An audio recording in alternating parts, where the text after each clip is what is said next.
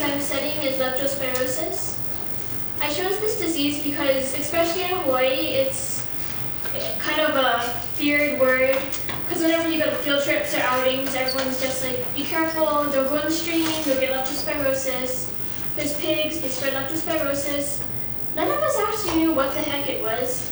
We just knew it was something to stay away from, something to fear.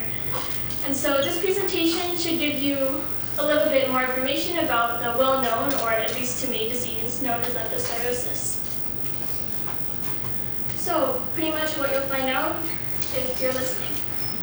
So what exactly is leptospirosis? The symptoms, transmission, the experiment, the reasons for demographics or lack thereof.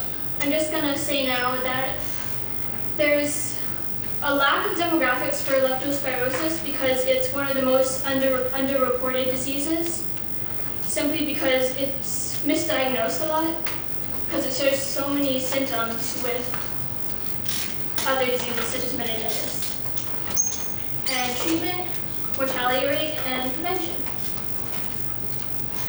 So leptospirosis was discovered around 1886 by a medical professor with the last name Weil, W-E-I-L. It's a zoonotic disease, meaning it's transmitted from animals to humans, caused by the Leptospira bacteria. Leptospira is a gram-negative spirochete, and it infects the body's organ systems, mainly the kidney, liver, and nervous system. And leptospirosis is biphasic, bi meaning two, and phasic, phase. And in the first phase, Leptospira enters the body through an open cut or wound, and it multiplies in the organ systems, like I said earlier, liver, kidney, and nervous systems. And normally it's eliminated by the immune system. However, it may persist in the kidneys. The second phase is known as the immune leptospiruric phase. And in this phase, leptospiras are unable to be isolated from the blood. And in this phase, leptospirosis is contagious, and it's shed in the urine of the infected organism. There is death in the second phase if it's not treated, and intense cases of leptospirosis are known as Weil's disease, after Professor Weil. The symptoms of the first phase include vomiting, diarrhea, fever, chills, headache, muscle aches, arrhythmia, which is abnormal heart beating, arrhythmatic, not rhythmatic, and nausea. Vomiting is more common in children, while arrhythmia is more common in adults. The immune leptospiruric phase, also known as phase 2, if I didn't say that earlier, consists of a high, short fever, and some patients may be asymptomatic. The symptoms of leptospirosis mock flu-like symptoms, and it can be misdiagnosed as, like I said earlier, meningitis. And on another article I read, they listed like 10 other different diseases. So again, misdiagnosis is a very large problem. Transmission. Leptospirosis is transmitted to humans through contact with infected soil, water, and body fluids of animals, but not saliva, because saliva has, or they believe saliva has, I think it was antibodies, but saliva has something that will kill off the leptospirosis virus before it gets into the rest of your body. And open cuts and wounds will allow Leptospira bacteria into the body. And since I said earlier it was zoonotic, spread from animals to humans, so the more common animals are dogs, cats, pigs, horses, cows, and rats. Rats especially because they spread leptospirosis for their entire lives through their urine. Human-to-human transmission, while possible, is extremely, extremely rare. It was mentioned in one of the articles I read, and then I couldn't find anything after that.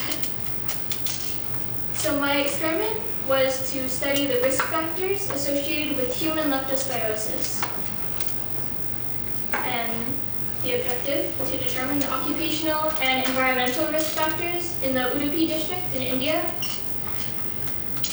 And so there were cases and controls, and this experiment was mainly just to gather information.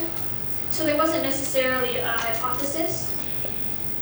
cases had to have a sensitivity of 80 to 95%.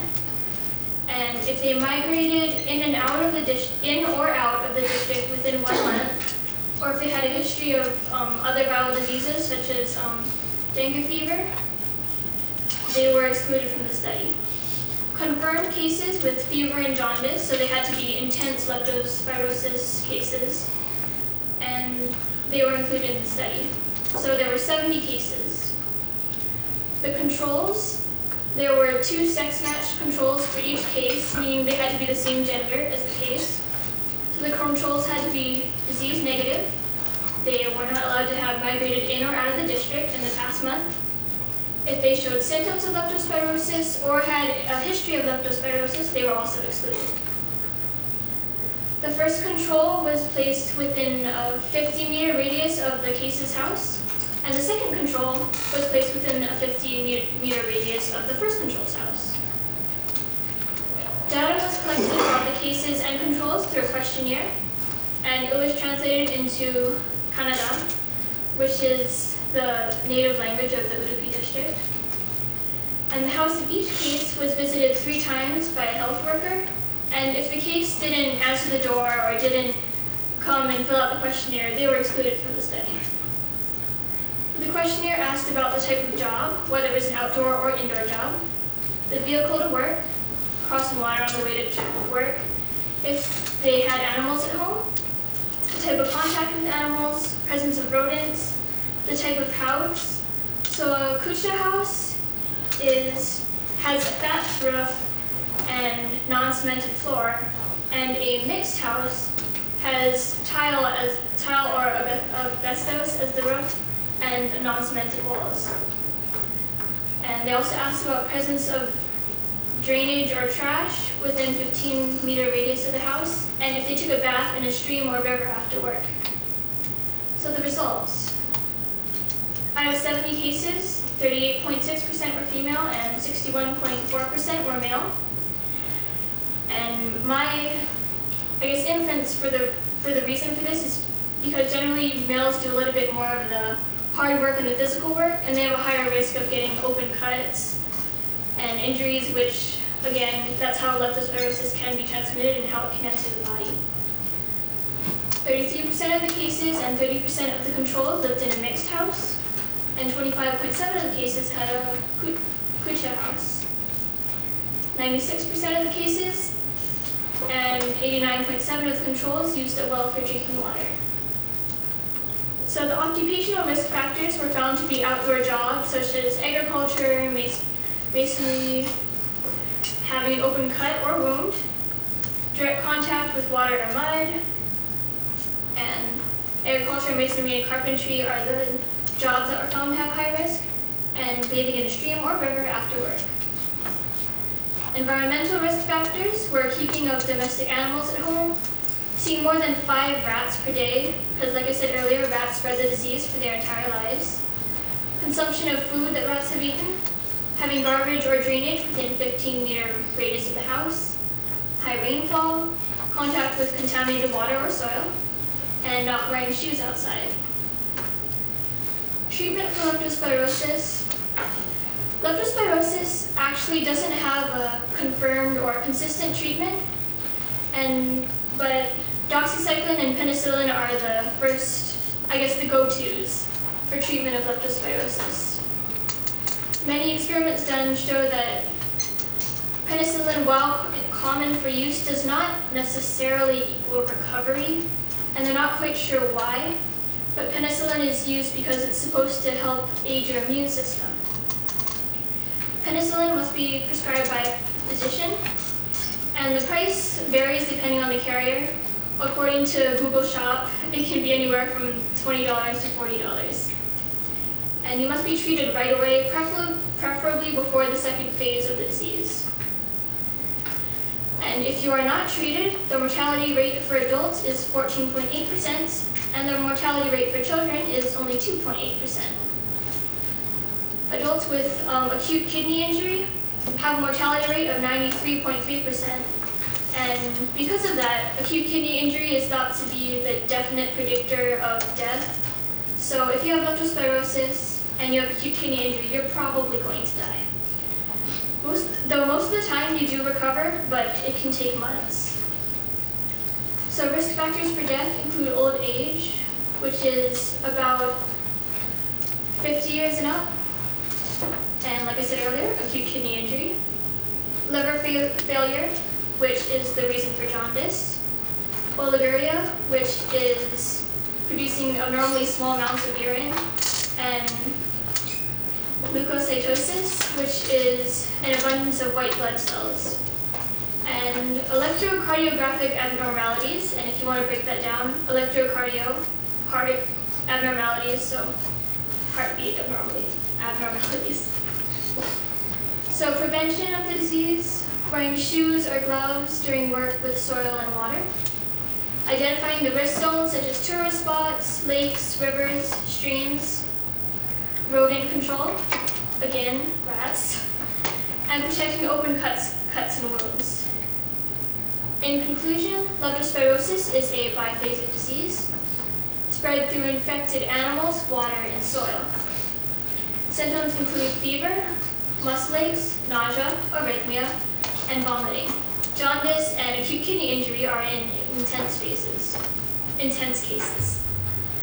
Risk factors include contact with rodents, open cuts, high rainfall, bathing in a stream or river, and the absence of protection such as footwear or gloves. The treatment is penicillin or doxycycline, and prevention is awareness and hygiene.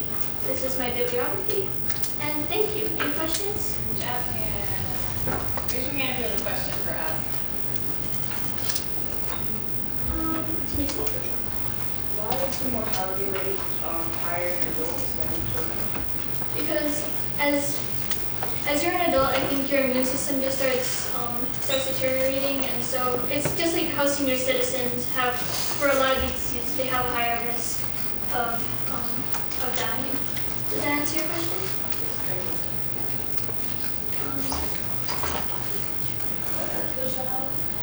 Okay, so a creature house is a house with a thatched roof and non-cemented floor. Through your story, you said it can be transmitted from pigs, and in Hawaii, that can be transmitted through like cooked meat, cooked pig as well.